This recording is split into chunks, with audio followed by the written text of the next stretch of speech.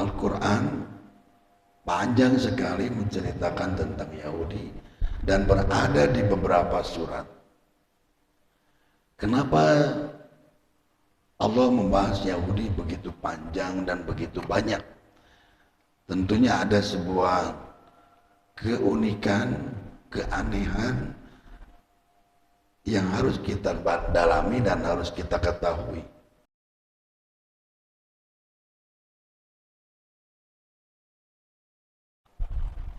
Assalamualaikum warahmatullahi wabarakatuh.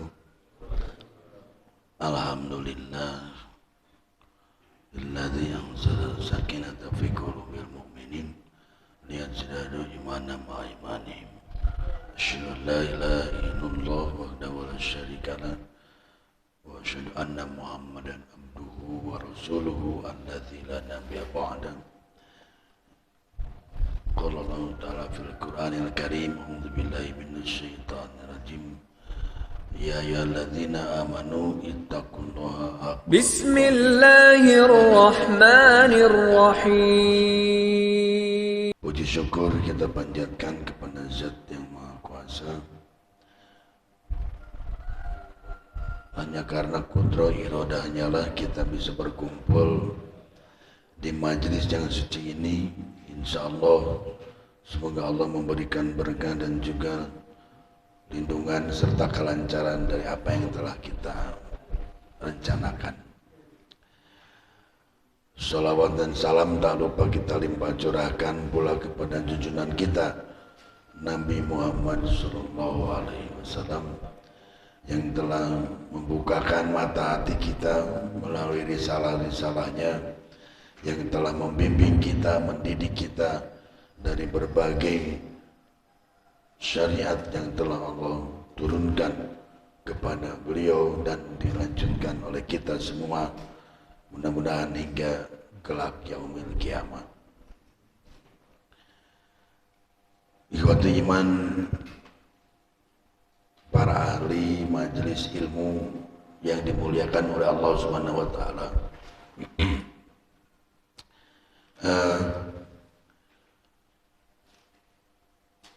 Ketika kita ingin melihat sebuah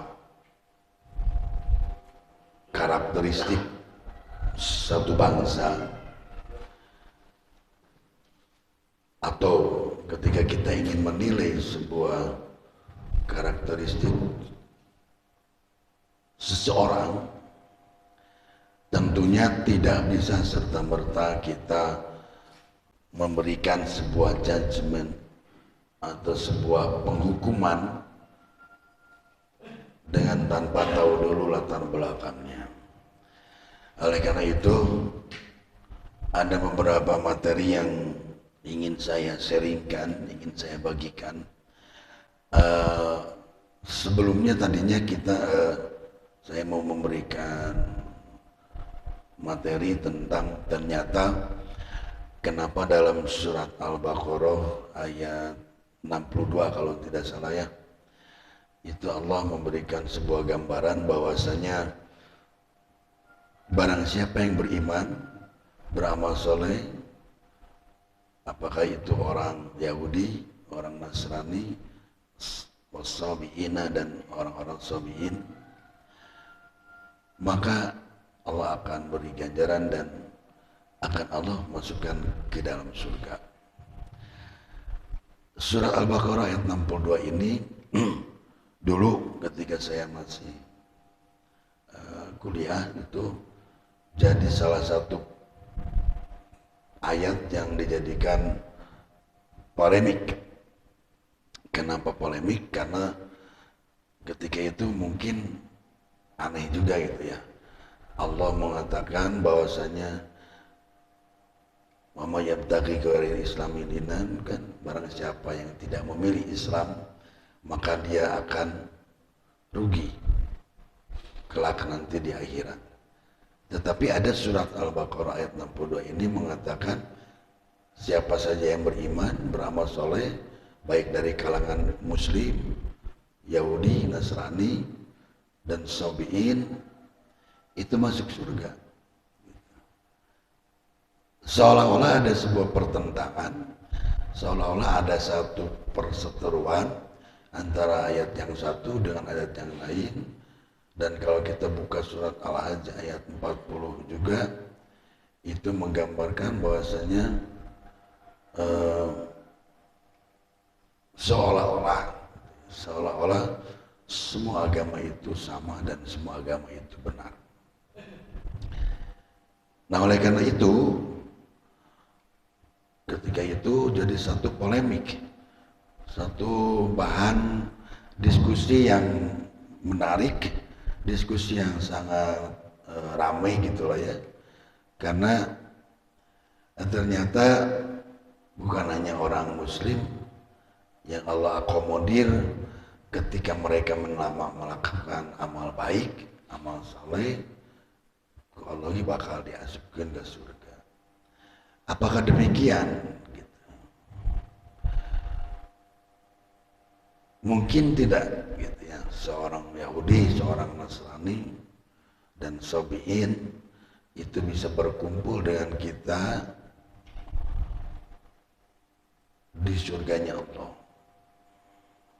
Kira-kira seperti itu mungkin. Nah, oleh karena itu awal dari pemberangkatan dari surat Al-Baqarah ayat 62 itu mungkin tidak langsung menukik ke sana. Mencek bahasa orang Sunda mah urang malapah gedang. Malapah gedang itu orang bahas dari mulai akarnya. Sekedik-sekedik kira mana dulu yang akan kita bahas. Tentunya sejarah Yahudi, sejarah Nasrani, dan sejarah Sabi'in itu seperti apa, sehingga nanti kita bisa sambungkan, korelasikan dengan persoalan yang muncul dalam surat Al-Baqarah ayat 62 atau dalam surat Hajj ayat 40 kalau salah. Nah, baik, ikut iman majelis ilmu yang dimuliakan oleh Allah Subhanahu wa taala. Yahudi, ketika berbicara tentang Yahudi, tentunya kita tidak akan habis-habisnya membicarakan Yahudi. Tomboroning urang Al-Quran panjang sekali menceritakan tentang Yahudi dan berada di beberapa surat. Kenapa Allah membahas Yahudi begitu panjang dan begitu banyak? Tentunya ada sebuah keunikan, keanehan yang harus kita dalami dan harus kita ketahui. Kalau kita lihat dari berbagai literasi, baik dari Qisasul Anbiya-nya Ibnu Katsir, baik tafsir-tafsir lain ataupun hadis-hadis Rasulullah yang menceritakan tentang Yahudi, itu memang sangat fenomenal. Kenapa tidak? Karena Yahudi adalah sebuah bangsa yang besar, bangsa yang bermukim di wilayah Palestina, dan tak satu pun Muslim itu yang tidak kenal namanya Yahudi. Sebab Yahudi nyata kaum yang selalu memerangi Palestina, dan juga tak salah dari dulu Allah katakan Yahudi adalah bangsa yang sering sekali membunuh para nabinya. Padahal turunan Nabi panglobanati bangsa Yahudi.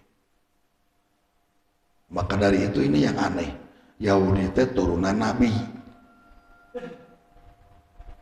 Berapa Nabi yang terlahir dari bangsa Yahudi? Banyak. Tapi Yahudi nakeni sorangan, numayahan Nabi na sorangan, ti bangsa nakeni. Kalau kita misalkan orang Sunda, kok Allah ditakdirkan jadi Nabi, turunan Nabi. Sigana orang Indonesia mah moal dipaihan. No lain turunan anak wae ge dipupusti, dipuja-puja, tika kuburan lagi dielapan, mau diurang gitu. Ari Yahudi malahin, padahal Nabi nanti bangsa manehna, dipayahan we. Ini yang jadi kenapa Allah selalu membahas tentang Yahudi. Tetapi walau demikian, Yahudi itu sebetulnya penisbatan ya, penisbatan dari salah satu nama anaknya Nabi, jadi dinisbatkan menjadi sebuah nama agama. Agama Yahudi itu sama dengan Islam, yaitu agama yang menyembah Allah Subhanahu wa Ta'ala tanpa mengilustrasikan bagaimana Tuhannya itu. Yahudi mah tidak pernah memawa patung. Yahudi tidak pernah menggambarkan Tuhannya itu seperti A, B, C, tidak. Sebenarnya sarojeng urang Yahudi, mereka yakin, percaya Tuhannya itu satu dan tidak pernah diilustrasikan sia kumaha pangeran maneh nanti. Itu ada yang sama dengan Islam.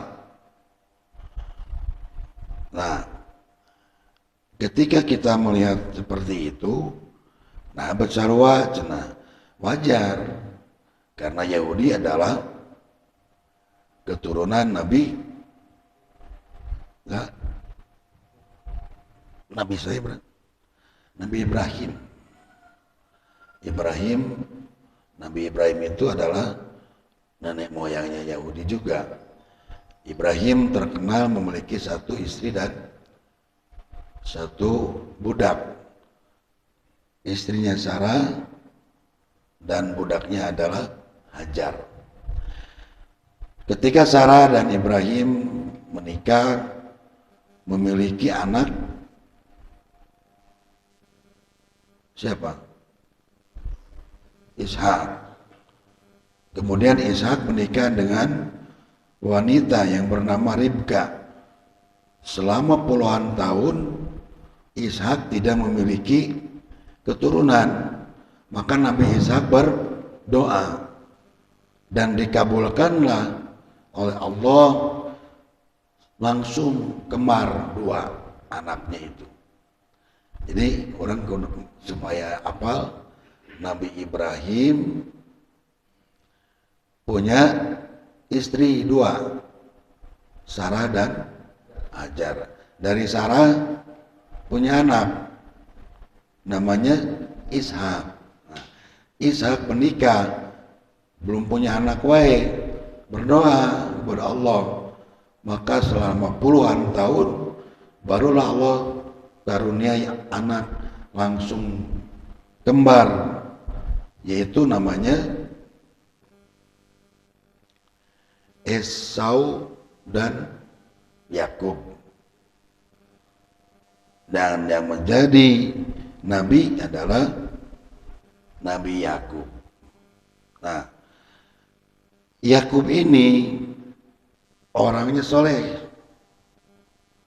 numawi jantan penerus dakwah ramana, dakwah Rasul ayahnya, yaitu Nabi Ishak. Ketika Yakub ini menjadi anak yang baik, anak yang soleh, entah gitu dulu nama. Mereka sering berseteru, bahkan sering berpolemik, sehingga Yakub sering menyendiri, ya, memisahkan diri dari saudara-saudaranya. Dan ketika Yakub memisahkan diri, Yakub sering mengadakan perjalanan malam. Jadi osok keluar tengah peting menurut orang mah. Tapi lain memotoran gitu, nggak gerung-gerung motor. Yakub tidak pernah jika budak ayeuna ceuli urang geus rancung can coplok mah ceuli toloy we. Muncak bahasa budak baheula mah godek jan nempelkan aspal mah toloy we gitu. Ayeuna mah lain we. Yakub mah teu. Yakub sering mengadakan perjalanan malam. Sering keluar malam itu untuk merenung beribadah. Maka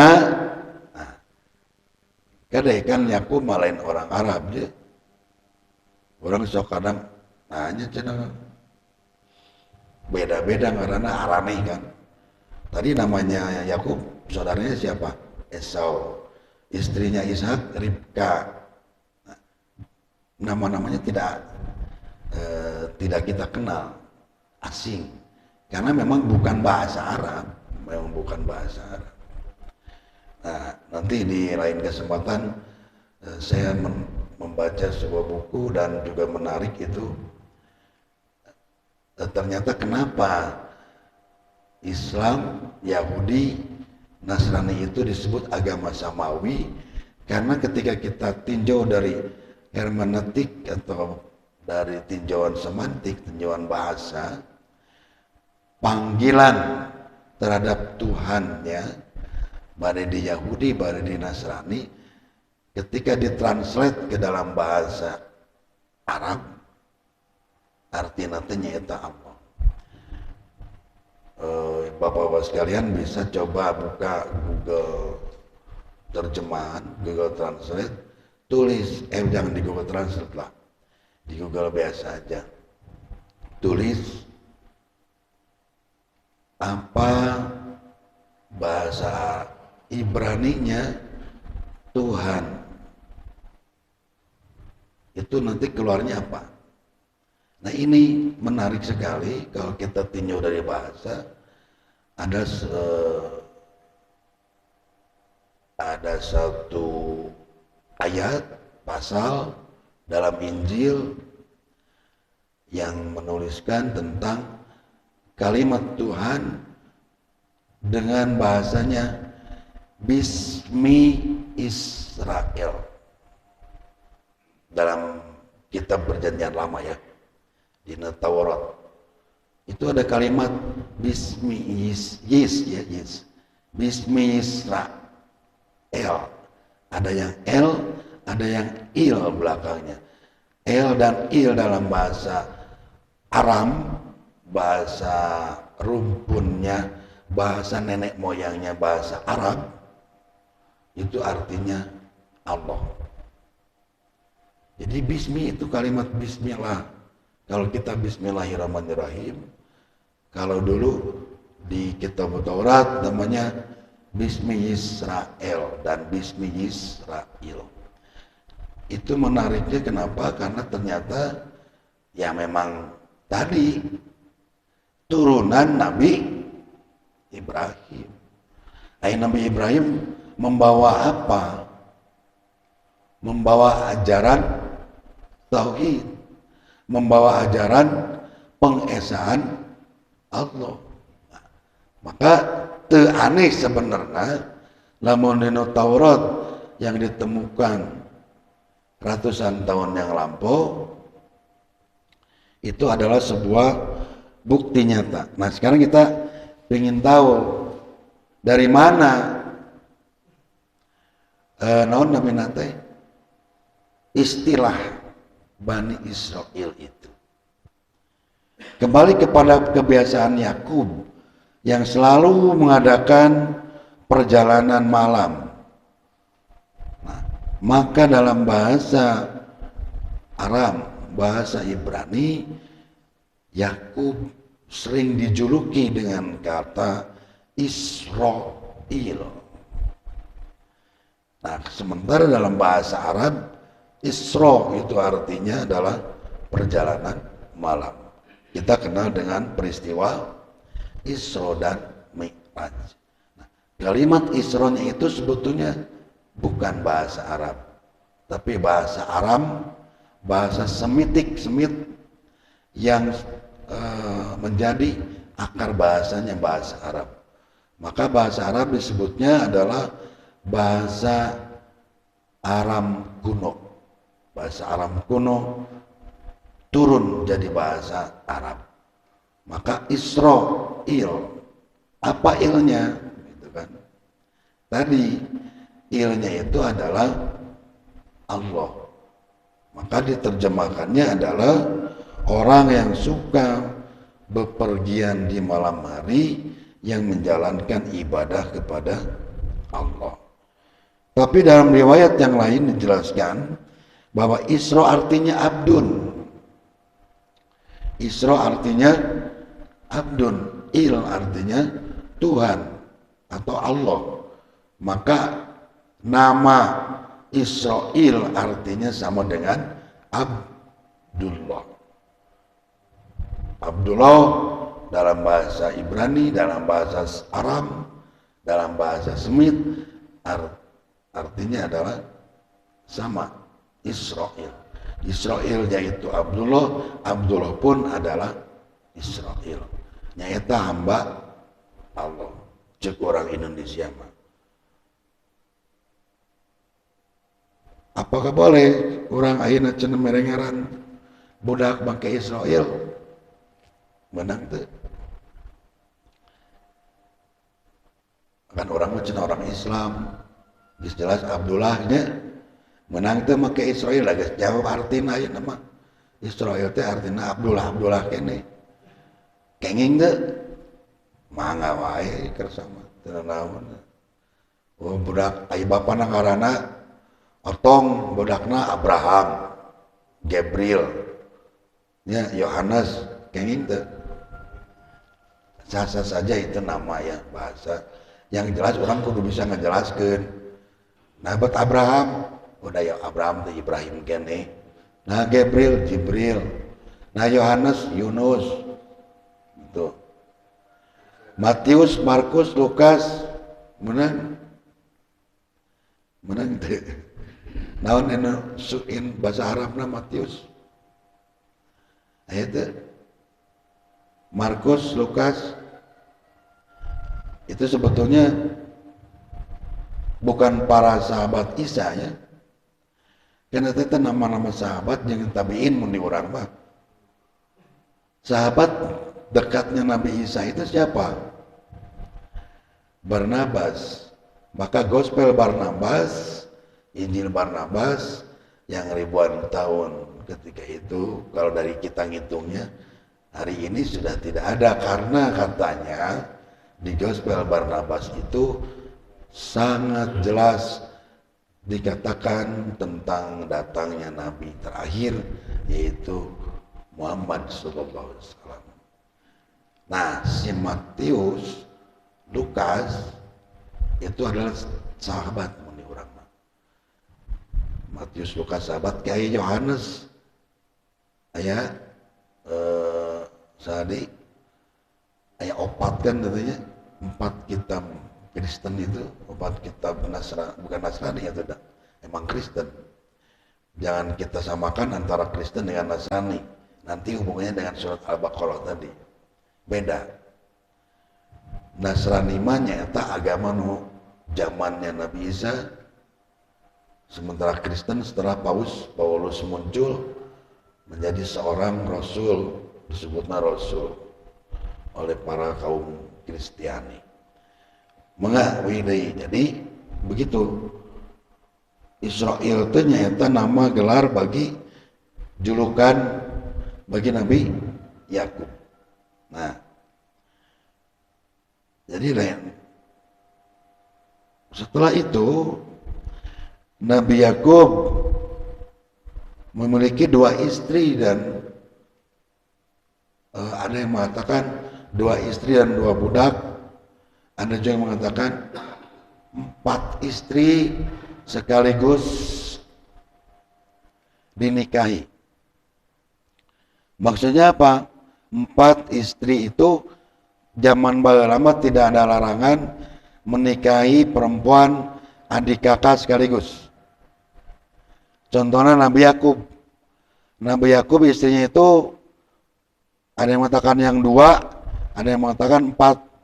Semuanya 4 anak-anak dilancek. Boleh tidak? Ayeuna boleh tidak hari ini kita menikahi AJ keluarga boga anak opat awewe unggul dikawin ke orang. Boleh tidak? Tidak boleh ya. Tidak boleh. Dalam Al-Quran surat apa dikatakan, janganlah kau menikahi sekaligus dua perempuan bersaudara kecuali dalam waktu yang lampau. Artinya kecuali zaman baheula keur can aya aturan.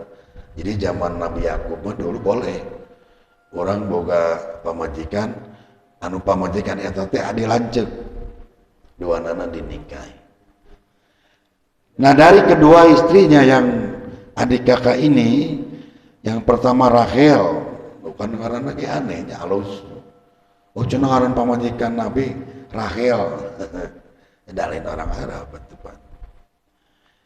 Dari istrinya Rachel, Nabi memiliki anak, Nabi Yakub maksud saya, memiliki anak Bunyamin dan Yusuf. Anu jadi Nabi saha? Dari anaknya Rachel, Nabi Yakub memiliki anak dua, Bunyamin dan Yusuf. Yang jadi Nabi yang mana? Nabi Yusuf. Nu jadi artis. Jadi ajengan Kiai Abun. Dari istri yang lain, Nabi Yakub memiliki anak banyak. Ya. Nah, kita kenal Nabi Yusuf. Itu kudu wayahna mun hayang apal Yahudina jadi jika gitu teh kudu ngaliwatan sababaraha nabi. Kita akan bertemu dengan beberapa nabi yang nanti kita akhirnya tahu kenapa Yahudi sampai hari ini, atau bukan Yahudi, maaf, Bani Israel atau Israel yang hari ini memerangi Palestina. Kunaon Palestina ayeuna diperangi, wayahna orang kudu mundurna dari awal Nabi Ibrahim tadi sampai beberapa nabi selanjutnya. Kita akan bercerita tentang nabi-nabi yang wayahna terlibat gitu. Wayahna terlibat membahasa ieu mah terlibat dari pembentukan karakteristik bangsa Yahudi. Nah setelah Nabi Yakub memiliki anak 12, diantaranya Yahuda, Benyamin, nanti di bawah saya bacakan nama-namanya, terus Yusuf punya. Nah, Nabi Yusuf ini adalah Nabi yang kita kenal juga dalam sejarahnya, Nabi numpang soleh nane wae. Jadi betapa besarnya sebetulnya Yahudi diperkaya oleh nabi-nabi anu saroleh dan nabi-nabi yang menjadi rasul, lain dengan seukur nabi, tapi jadi rasul dan orang-orang besar, orang-orang terkenal. Nabi Yusuf, Nabi numpang solehna, anaknya Nabi Yakub yang paling soleh di antara 12 anak yang lain, tapi dizolimi kan. Bahasa budak ayeuna mah dibully. Nabi Yusuf dibully tapi kan diasupkeun kana sumur. Hingga ditemukan oleh penjaga kerajaan Mesir. Jadi cerita Nabi Yusuf ini kira-kira di mana? Di Mesir. Dibawalah ke kerajaan Mesir. Karena cerdas Nabi Yusuf, di Palestina ya, di Palestina ke pangikut tentara Mesir dibawa ke Mesir. Kejadiannya di Palestina itu. Di Palestina Nabi Yusuf diasupkan ke sumur, ke pangikut para prajurit kerajaan Mesir, dibawa ke Mesir, dipekerjakan karena cerdas hingga Nabi Yusuf menjadi bendahara kerajaan Mesir. Ku sabab Nabi Yusuf mah bager soleh, sanajan baheula dulurna nyilakakeun, diajaklah semua termasuk Nabi Yakub untuk hijrah ke Mesir. Dibawa ke Mesir semuanya. Teu aya nu nyesa di Palestina. Semua berangkat di Mesir dan disejahterakan di Mesir oleh Nabi Yusuf. Karena Bani Israel ini adalah saudara-saudaranya Yusuf, maka ketika itu orang Bani Israel dijadikan, orang Yahudi belum jadi Bani Israel ya. Orang Yahudi eta anu dibawa ku Yusuf, anak-anakna Yakub, dulur-dulurna Yusuf, maka bermukimlah di Mesir dan menjadi orang yang terhormat, menjadi orang yang disegani, menjadi orang yang sangat ditakuti. Maka terbentuklah yang disebut Bani Israel. Karena ayah Bani Israel di Mesir. Karena awalnya sedikit, belum menjadi sebuah bani teh naon atunya. Kaum, belum menjadi satu kaum. Kakara hiji dua tilu kan, baru 12 orang kan ketika pindah ke Mesir itu. Tetapi setelah di Mesir, beranak pinang, berkeluarga, maka menjadi sebuah bani kaum. Nah, geus jadi kaum kieu. Nah, itu baru biasa orang kalau sudah naik pangkat, naik jabatan, unggah adat cek Sunda mah. Jelema jadi angkuh, jadi sombong gitu kan. Kalau kita tadinya orang biasa-biasa, tuluy dipercaya ku Allah melalui jabatan, melalui harta, kadang kalau yang gak kuat jadi unggah adat, pindah tabiat, robah kebiasaan. Nah, setelah masuk ke Mesir, Nabi Musa saja Nabi Musanya, Bani Israel itu bergaya hidup mewah pokoknya ya. Muncul bahasa ini malah turunan pejabat tungkul gitu kan. Turunan pejabat, turunan bangsawan. Mereka hingga menjadi orang-orang yang angkuh sombong. Nah, setelah itu Bani Israel ditinggalkan oleh Nabi Yusuf. Ketika sedang maju-majunya kerjara di jelema jaya, kerja di jelema nu dipika hormat, anu dipika serap, dipika sieun, Nabi Yusuf meninggal dunia. Baru ketika Nabi Yusuf meninggal dunia, suku asli di Mesir, yaitu suku Kipti, mulai mengusik orang Israel, mulai menindas, mengintimidasi orang Yahudi, karena mereka tahu orang Yahudi bukan asli orang Mesir. Maka muncullah polemik, perseteruan, pertengkaran, sampai di udah gitu ya.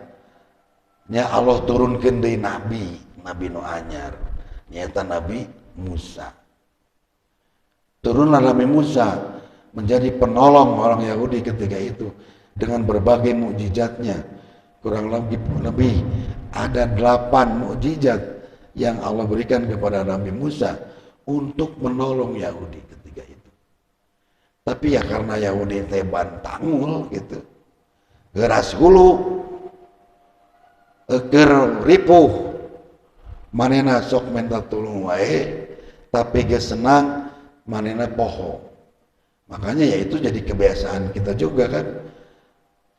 Kita sering mengatakan tabiatnya jelek, orang sok nisbatkeun ka Yahudi. Lamun aya jelema pedet, Yahudi siapa? Gitu. Aya jelema tunjuk tanya wae, Yahudi siapa? Itu kan kalau di Sunda. Hari mana tunjuk tanya wae, kaos Yahudi. Hari siap pelit tirup teh, kaos Yahudi gitu ya. Kenapa? Karena yang tabiat Yahudi gitu. Dibere angin, ngalawan, ngalunjak, Tapi ketika ditindas, manehna jiga nunya minta tolong ke Allah melalui Rasulnya. Sehingga terakhir dikejar oleh Fir'aun, asup ke Palestina, mereka itu masih saja bantangul.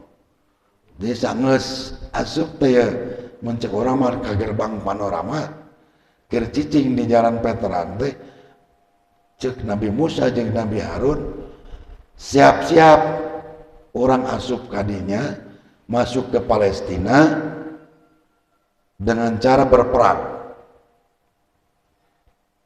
Bagaimana jawaban Yahudi? Nah, embung cenah non perang gitu. Kata Musa alaihissalam, di depanmu itu ada banyak kaum di Palestina teh ya. Aya 4 suku anu kabayanana kejam, keji, jarago perang. Mun maneh ayeuna asup kadinya lempang unggul paeh. Matak siapkeun mentalitas fisiknya, mari kita berperang. Da ieu teh parentah Allah. Nabi Musa mau ngajak perang lamun teu dititah. Kata Musa alaihissalam, ini perintah Allah dan jangan khawatir ketika kamu masuk ke Palestina kita akan menang. Sebab Allah geus janji, maneh asup ke Palestina, perangan ada 4 suku di dalamnya. Kalau nggak salah Kanania, naon deui sukuna teh aya 4. Kalau kalian masuk dengan berperang dan kalian jangan khawatir, kalian akan menang karena aku akan memenangkannya. Kata Allah kepada Nabi Musa. Jawaban orang Yahudi anggar. Ya udah kalau begitu, engkau saja Musa sama Harun dan Tuhanmu itu yang berperang. Kami akan duduk-duduk saja di sini dengan tenang. Ada kopi we jeung odon gitu orang mah di dieu. Ban teu balik ya. Geus diperjuangkeun itu dari zamannya Nabi Yusuf tapi ka dieu anggar we. Setelah itu Nabi Musa maka berdoa kepada Allah, ya Allah, aku hanya punya 1 saudara yaitu Harun. Tolong selamatkan aku, jauhkan aku dari orang-orang seperti kaumku ini. Maka Nabi Musa berjalan ke gerbang Palestina. Akhirnya Nabi Musa dengan Nabi Harun asup duaan. Apa yang terjadi? Nabi Musa dan Nabi Harun meninggal keduanya di sana. Ku Allah dimautkeun duanana. Bingung tak si Yahudi, Nabi maut duanana. Waduh kumaha. Nah itu. Tapi Allah sangat sayang sepertinya kepada bangsa Yahudi ini. Allah datangkan lagi Nabi anyar. Namanya Nabi Yusa. Nabi Yusa itu bukan Rasul tapi Nabi saja. Dan akhirnya bangsa Yahudi bisa asup ke Palestina. Tungtung nama jadi perang dengan bantuan Nabi Yusa dan para malaikat. Masuklah ke Palestina. Nah di sini muncul juga lagi polemik. Ada yang namanya mungkin kita tahu ya, yang disebut Raja Jalut. Udah pernah dengar ya? Nah, Raja Jalut ini ada raja yang kejam dewai. Tapi yang jadi persoalan Raja Jalut itu kaum yang tinggi besar. Muncul orang raksasa jangkung gede. Raja Jalut ini keji, kejam, ngadenge aya bangsa anyar. Nyata Yahudi, Bani Israel. Maka mereka menyerang jeung ngajak perang. Kata Nabi Yusa, aya nu wani teu? Ayo urang perang yang harapan kaum Jalut. Wow, kawani orang Yahudi mah. Mung cenah perang wae gitu. Beda jeung bangsa Arab. Orang Arab mah tukang perang. Orang Yahudi mah pengecut sebetulnya. Tidak mau mereka. Malah mereka mengatakan, ya orang teh bosan dipimpin wae ku nabi ieu teh euy ti baheula. Cing atulah sakali-kali boga pamimpin teh raja. Hayang raja urang mah nabi jeung nabi. Akhirnya Allah melalui Nabi Musa mengutus seorang penggembala keledai dan dijadikan seorang raja, yaitu namanya Talut. Cek orang Yahudi, aing mah cenah mahnya tukang ngangon dijadikan raja, itu benar pisan. Nu benar we tuh raja mah ya berwibawa, gagah, turunan bangsawan, beunghar, yang macam pagawe, leutik jelema bawahan, rendahan, bukan turunan bangsawan. Kenapa jadi buat? Kenapa dijadikan raja? Cek bangsa Yahudi ketika itu. Nah, ketika berperang dengan Jalut, jadi sebelumnya berperang dan kalah Yahudi itu, ada yang disebut tabut. Mungkin pernah dengar tabut. Tabut itu peti besar, isinya adalah tongkat Nabi Musa, jubah Nabi Musa, pokoknya seperangkat bahasa Indonesia mah pusaka. Di dalamnya itu peninggalan-peninggalan Nabi Musa, Nabi Harun. Nah, si tabut itu sampai bisa dirampas oleh Jalut dan kaumnya. Jadi ayat di Jalut si peti yang sangat berharga bagi bangsa Yahudi itu, yang menjadi kebanggaan mereka itu. Maka ketika Talut diangkat oleh Allah menjadi seorang raja dan agar dipercaya oleh kaumnya, maka dengan bantuan malaikat si tabut itu berpindah kepada Talut. Nyawa-nyawa aya di si Talut si peti anu dipusakakeun teh, sehingga orang Yahudi percaya, oh benar jelema ieu teh turunan raja, dia punya kesaktian bisa memindahkan peti yang telah dirampas oleh Jalut. Akhirnya jadi we caritana lah. Jadi raja, dan Raja Talut mengatakan, ayo orang perang teh. Dari muncul orang mah tinu ribuan jadi ratusan, tinu ratusan jadi puluhan bangsa Yahudi nu milu perang. Di tengah jalan marundur balalih kanan. Hanya karena dengan tentara yang sedikit, tetapi Raja Talut terus maju dan berhadapan dengan Jalut. Akhirnya Raja Talut bertanya, sahan wani maehan Jalut ku urang dikawinkeun jeung budak urang, dan tahta kerajaan akan turun kepadanya. Eueuh nu naik kecuali ada seorang pemuda yang kecil badannya dan ningali kana Jalut kecil sotehnya, urang mah gede we harita mah. Anak muda yang masih sangat muda belia maju dan mengangkat tangan, aku berani melawan Jalut.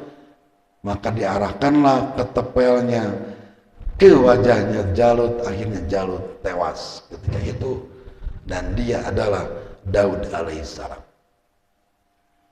Jadi Nabi Daud itu jagoan ketepel. Mun ayeuna budak juga gitu jadi nabi boal. Nabi Daud alaihissalam akhirnya dinikahkan dengan anaknya Jalut jadi raja. Diteruskan ke Nabi siapa? Setelah Nabi Daud, anaknya Nabi Sulaiman. Nabi Sulaiman berdoa kepada Allah, 4 permohonan Nabi Sulaiman. Yang pertama, jadikan kaumku kaum yang beriman kepadamu, menjadi orang yang sangat mentauhidkan. Hanya kamulah, hanya engkaulah Allah alam semesta ini. Yang kedua, Nabi Sulaiman berdoa, jadikan aku raja yang sangat luas dan kaya, tidak ada lagi bandingannya sebelumku dan sesudahku. Jadi raja nupang bekarna wadai, nupang luas daerahna, kekuasaannya hanya Nabi Sulaiman.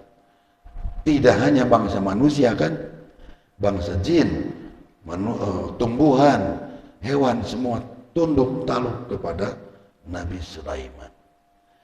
Di Nabi Sulaiman ini dalam sejarah dikatakan saking beungharna teh Nabi Sulaiman mendirikan bangunan-bangunan yang sangat megah. Di antaranya adalah Haikal Sulaiman. Arti dia masalah nanti ya.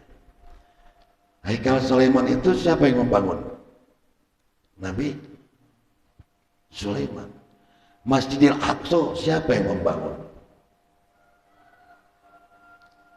Nunggu Masjidil Aqsa. Akhirnya Nabi Masjidil Aqsa ayana di zaman Nabi saha. Orang Yahudi berpendapat Masjidil Aqsa itu tidak pernah ada. Buku ayah di dinya disebut sejak Nabi Sulaiman jadi raja, Haikal Sulaiman itu bangunan termegah dan terbesar, tidak ada yang mengalahkan. Betul. Tapi Nabi Sulaiman pun tahu, dan bahkan konon dalam beberapa riwayat turut andil dalam mendirikan Masjidil Aqsa. Nabi Sulaiman oge nunjieun Masjidil Aqsa. Perseteruan sampai hari ini para arkeolog Israel itu menggali neangan jejak belah mana Haikal Sulaiman itu sampai mentok ke Masjidil Aqsa. Bahkan sempat rubuh beberapa tembok Masjidil Aqsa itu. Tapi kehandap kan nyokot nangit handap. Nya kitu kan kehandap amruk. Lamun tepikeun kan eta nu digali teh ceuk maranena oh iya Haikal Sulaiman teh mah anggeus Yahudi jeung Palestina teh perangna. Padahal orang Yahudi teh aslina lain orang Palestina, da asup ka Palestina ge dibawa ku Nabi Yusa teh. Jadi lamun aya orang Israel kekehan eta teh nu aing tinggal di sejarah ge lain. Gitu. Itu yang ingin kita bongkar, bahwa mereka itu sebetulnya lain orang dinya lain pendatang. Nah takutnya itu jadi persoalan yang muncul juga menjadi sebuah perseteruan kalau kata para ahli pakar apa disebut nanti peneliti politik telah ayah bahasanya lupa lagi. Itu jadi perseteruan tidak akan ada habisnya. Ini sedikit saja gambaran bahwa begitulah Yahudi. Yahudi bangsa Nomaden asalnya, bangsa yang diusir ti dia, dan justru uniknya begitu. Allah abadikan sepanjang masa dengan bantuan para nabi, dengan bantuan para rasul, sangkan Yahudi tente leungit aya di dunia. Tapi kain ayah, maka salah satunya diambil ku Hitler bahasana. Maka aku sisakan, gitu kan? Tidak aku bantai semua Yahudi, tapi aku sisakan agar kalian tahu seperti apa mereka. Akhirnya mereka sekarang jadi raja di dunia ayeuna. Teu boga daerah, teu boga lembur, tapi menguasai dunia. Itu saja dulu mungkin sedikit tazana intelektual muslim yang mungkin kita nanti tidak terlalu poekeun. Oh Yahudi itu turunan memang turunan bangsa-bangsa anu ngalahirkan nabi dan rasul. Maka sedikit bocorannya kunaon Yahudi ngewa-ngewati ke Nabi Muhammad,